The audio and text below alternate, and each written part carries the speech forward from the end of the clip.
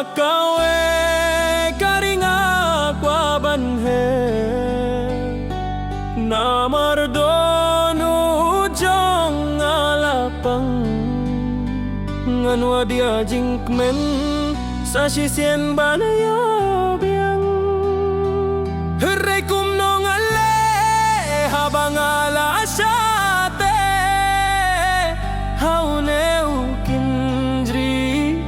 man kasni Ngakwa banhe Shakawe ka jaka bom don briu ban pun kutianga ngan yo jing suk hang ta bandang long kum ne ngala ngaya shisha Shakawe karinga kwa banhe namardonu jong alapang ngan wadia dikmen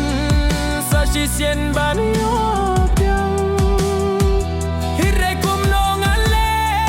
habang alasate haune ukindri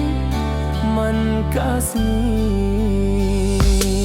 sobat yang akwa ket ngan ye talent tiba be tu briu babangan long ngan kulano kajing long namar manglong mubab yang dang bunjing baklahaman kiliang akan nekat hak ngan ya kun menta kirmen bangan job syaprangan yai